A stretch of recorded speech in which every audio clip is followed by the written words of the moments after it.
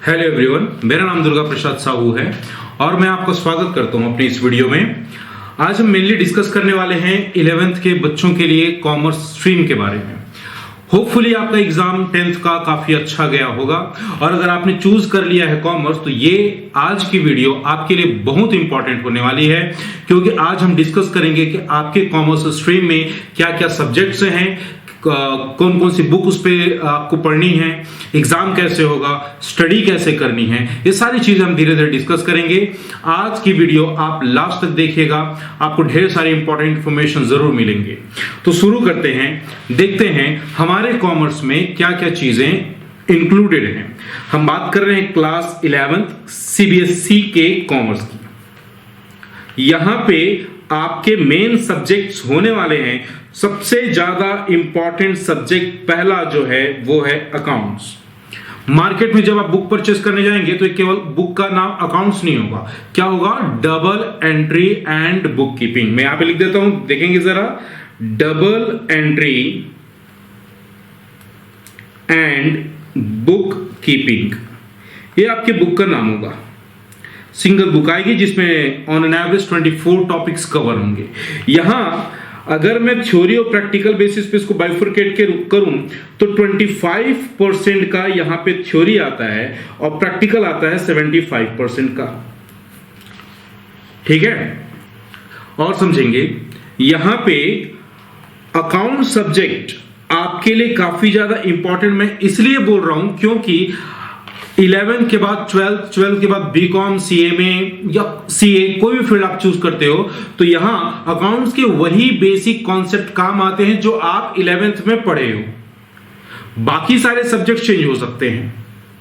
वैसे भी जब आप कॉमर्स में एंट्री करते हो तो आप 10th तक की सारी स्टडीज को दोबारा से पढ़ने वाले नहीं होते। वो स्टडीज आपकी बाजू रह जाती है, साइड में रह जाती है। 11th में आपको दोबारा मौका मिलता है अपनी स्टडीज को जीरो से स्टार्ट करने का, अगर आपने कॉमर्स चूज किया है। यहां पे आप कॉमर्स की एबीसीडी सीखते हो, बेसिक कैलकुलेशन सीखते हो।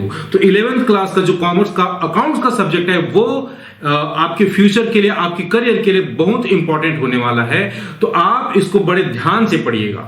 क्लियर? तो यहां पे बुक का नाम क्या होगा? Double entry and book keeping. 25% की थ्योरी कवर की जाएगी और यहां पे 75% का प्रैक्टिकल होगा ऑन एन एवरेज। इकोनॉमिक्स की बात करते हैं। इकोनॉमिक्स आपका दूसरा सब्जेक्ट है। इसकी नॉर्मली मार्केट में 2 बुक आती है।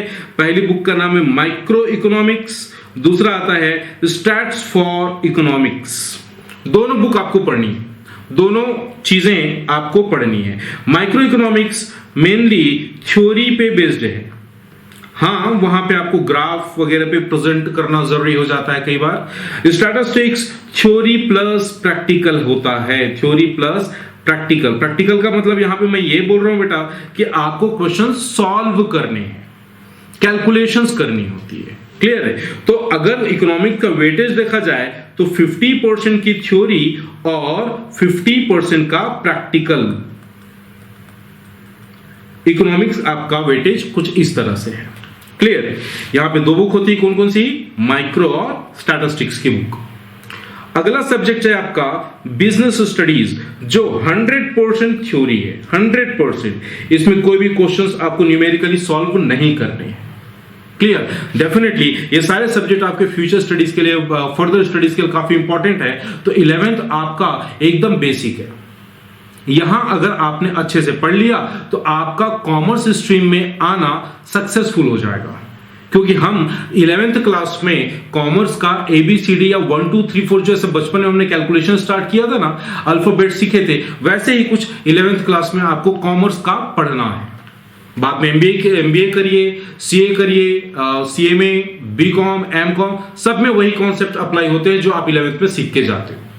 क्लियर है मेरी बात? तो मेन कॉमर्स को डिफाइन करने वाले 3 सब्जेक्ट मिलेंगे आपको 11th में, अकाउंट्स, इकोनॉमिक्स और बीएसटी। एक और कंपलसरी सब्जेक्ट आपके सिलेबस में, आपके स्ट्रीम में है, जिसका नाम है इंग्लिश। क्लियर? एक और सब्जेक्ट आपके पास होगा ऑप्शनल। तो टोटल कितने सब्जेक्ट हो गए आपके? 5। 4 तो आपको कंपलसरीली पढ़ने ही है, एक ऑप्शनल होगा। ऑप्शनल मैं क्यों बोल रहा हूं? क्योंकि इसमें आप अपने हिसाब से सब्जेक्ट को ऑप्ट कर सकते हो, चूज कर सकते हो। आप खुद से एनालाइज कीजिएगा कि आपका इंटरेस्ट किस में है, आप अपना करियर किस में और अच्छे तरीके से बनाना चाहते हैं। जैसे कोई बच्चा खेलकूद में आगे है, स्पोर्ट्स में काफी अच्छा है, तो वो चूज कर सकता है फिजिकल एजुकेशन। कुछ बच्चों को कंप्यूटर फील्ड में अच्छा अपना करियर एस्टैब्लिश करना है, तो चूज कर सकते हैं कंप्यूटर, जिसको हम आईपी बोलते हैं।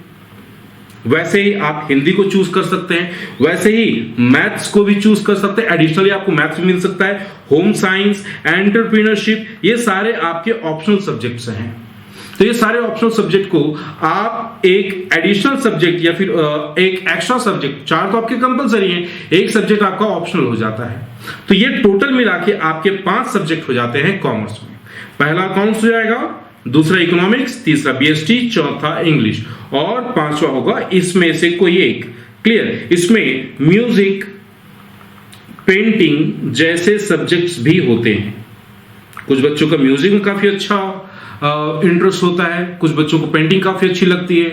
तो सीबीएसई आपको एक ऐसा प्लेटफॉर्म एडिशनल सब्जेक्ट के लिए देती है जहां पे आप अपनी स्किल को और अच्छे से डेवलप कर सकते हो, उसके बारीकी को समझ सकते हो। क्लियर है? तो 4 कंपलसरी, एक ऑप्शन आपको स्टडी करनी है। क्लियर है? कुछ और भी चीजें आ जाती हैं कि भाई हम कौन सी बुक लें, बुक कौन सी परचेज करें फिजिकल एजुकेशन या फिर किसी भी सब्जेक्ट के लिए। तो बेटा बुक जब आप परचेज करने वाले हो, उसको सबसे अच्छा तो ये होगा कि आप अपने स्कूल से या स्कूल के उस सब्जेक्ट टीचर से कंसल्ट कीजिए, क्योंकि सीबीएसई का जो सिलेबस है उस सिलेबस पे बेस्ड मार्केट में ढेर सारी बुक्स हैं और डिफरेंट ऑथर की भी बुक्स हैं। क्लियर? तो आप कंटेंट सबका सेम होगा, कंटेंट सबका सेम होगा, बट कौन से ऑथर की बुक आपको पढ़नी है ये आप अपने टीचर से कंफर्म कीजिए, क्योंकि जब स्कूल में पढ़ाई स्टार्ट होगी ऐसा ना हो कि आपने कोई दूसरी बुक परचेस कर ली और आपके टीचर्स कोई दूसरी बुक फॉलो कर रहे हैं। तो बेटर है आप उनसे एक बार कंसल्ट कर लीजिए। क्लियर है?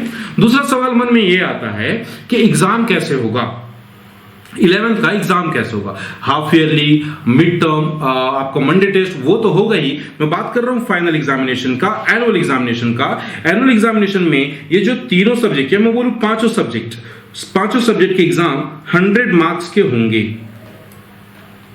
100 मार्क्स को मैं 2 बाइफर्केशन करता हूं, पहला है 80 मार्क्स, दूसरा है 20। ये 20 मार्क्स आप गेन कर सकते हो प्रॉपर वे पे प्रोजेक्ट प्रिपेयर करके। प्रोजेक्ट में आपका वाइवा, रिटन टेस्ट और आपकी प्रोजेक्ट फाइल तीनों इंक्लूड होगी। क्लियर? ये 80 मार्क्स आपके रिटन एग्जाम होंगे जो नॉर्मली 3 आवर्स का होगा, जैसा आज तक आप लोग देते आए हैं। क्लियर है मेरी बात? रिटन एग्जाम में सीबीएसई ने आपके लिए एक फेवर किया है, ये जो 80 मार्क्स हैं इसको 2 बाइफर्केशन में आप समझेंगे। एक होता है 20 मार्क्स का बाइफर्केशन, दूसरा होता है 60 मार्क्स का बाइफर्केशन।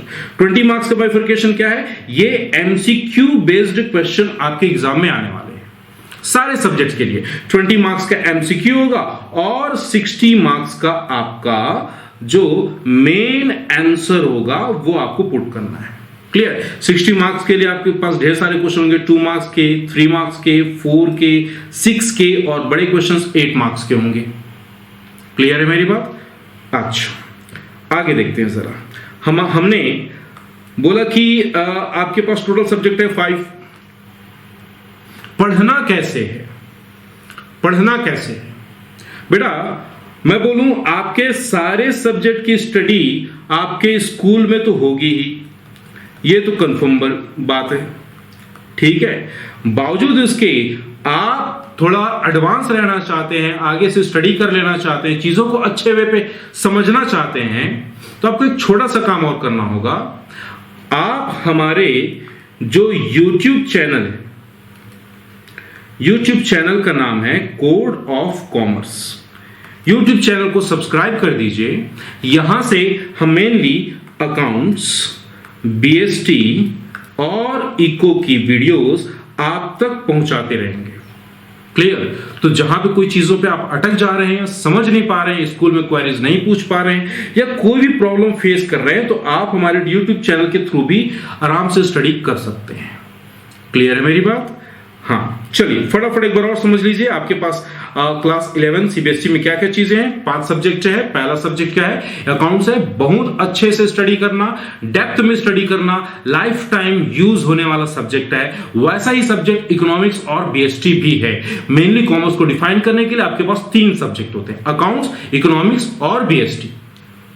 और भी सब्जेक्ट हैं, कौन सा? इंग्लिश, जो सारे स्ट्रीम्स के बच्चों के लिए एप्लीकेबल है। इंग्लिश आपका बायो वाले, साइंस वाले, मैथमेटिक्स वाले, आर्ट्स वाले जो भी पढ़ेंगे वही इंग्लिश आपको भी पढ़नी है। साथ ही साथ आप अपने इंटरेस्ट से एक ऑप्शनल सब्जेक्ट चूज कर सकते हैं, बट ऑप्शनल सब्जेक्ट चूज करने से पहले आप अपने स्कूल में कंफर्म कर लीजिएगा कि आपका स्कूल वो ऑप्शनल सब्जेक्ट आपको ऑफर करता है कि नहीं करता। क्लियर मेरी बात? तो ये सारे सब्जेक्ट होते हैं। एग्जाम पैटर्न के बारे में हमने बात की। क्या होगा? 100 मार्क्स के एग्जाम होंगे, उसके बेसिस पे आपका रिजल्ट अनाउंस किया जाएगा।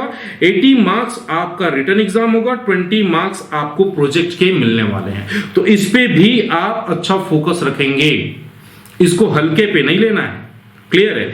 रिटन एग्जाम होगा जिसमें 20 मार्क्स के एमसीक्यू होंगे और 60 मार्क्स का आपका जो प्रॉब्लम सॉल्यूशन होंगे वो होंगे। 60 मार्क्स का भी बाइफर्केशन है, 2, 3, 4, 6 एंड 8 मार्क्स डेफिनेटली जो बड़े क्वेश्चंस होंगे।